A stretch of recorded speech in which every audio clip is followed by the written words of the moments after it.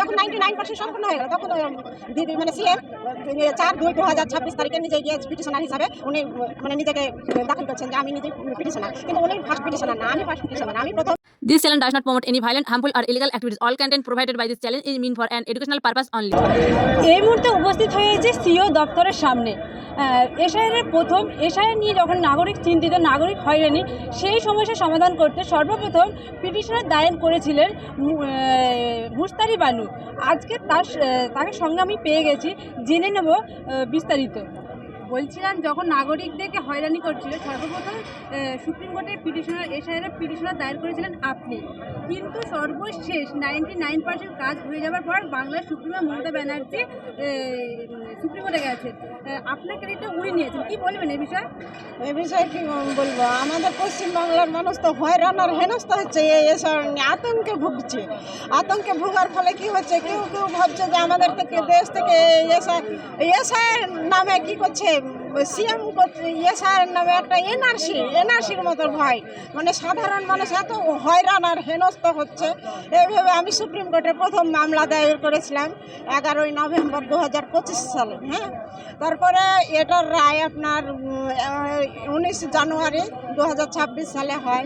তারপরে প্রথমে কমিশনার কি বলেছিলেন যে 2002 সালে যাদের ভোটার লিস্টের নাম আছে তাদেরকে একটাও বাদ দেওয়া যাবে না, ভোটার যাদের বৈধ ভোটার তাদেরকে একটাও বাদ দেওয়া যাবে না। কিন্তু 2002 সালে যাদের ভোট থাকা মানে ভোটার লিস্টের নাম থাকা সত্ত্বেও তাদেরকে কি করলো, হয়রানি আর হেনস্থা করলো হেয়ারিংয়ের নামে।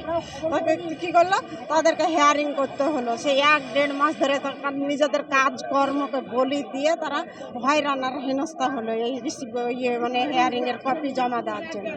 তারপরে কি হলো, ওই সুপ্রিম কোর্টে যখন 99% আপনার কাজটা সম্পূর্ণ হয়ে গেল, মানে এসআইআরের কাজ যখন 99% সম্পূর্ণ হয়ে গেল, তখন দিদি মানে সিএম 4/2/2026 তারিখে নিজে গিয়ে পিটিশনার হিসাবে উনি মানে নিজেকে দাখিল করছেন যে আমি নিজেই পিটিশনার, কিন্তু উনি ফার্স্ট পিটিশনার না, আমি ফার্স্ট পিটিশনার, আমি প্রথম এই মামলাটা প্রথম মানে মানুষের দুর্দশা দেখে আমি আমার পার্টির এবং আইনজীবীদের সহযোগিতা নিয়ে আমি এই প্রথম মামলাটা করি। এই মানে এই সামনে দেখছেন যে মানে বিধানসভার ভোট, এই বৈতরণী পার করার জন্য উনি এই নাটকটা করছে, এটাই আর কি বলবো। আর এই তো তারপরে এই হেয়ারিংয়ের নামে যে হচ্ছে সেটা তো আপনারা দেখতেই পাচ্ছেন।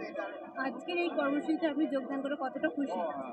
আমি অনেকটাই খুশি যে মানুষের পাশে আমি যদি দাঁড়াতে পারছি, যদি এটা সাকসেস হয় মানে আমার চাইতে গর্বিত আর কেউ হবে না, মানে আমি মানুষের জন্য কিছু করতে পারছি, সাধারণ মানুষের জন্য, এটাই আমার গর্বের বিষয়, তাছাড়া আর কিছু না। হয়ে গেলে 100% যদি কাজটা সম্পূর্ণ হয়ে যায় আমার চাইতে খুশি বোধ আর কেউ হবে না, এটাই আর কি। মানে আপনার বাড়ি কোথায়? আমার মুর্শিদাবাদ জেলার ভগবানগোলার বেলিয়াশামপুর গ্রামে আমার বাড়ি। Thank you.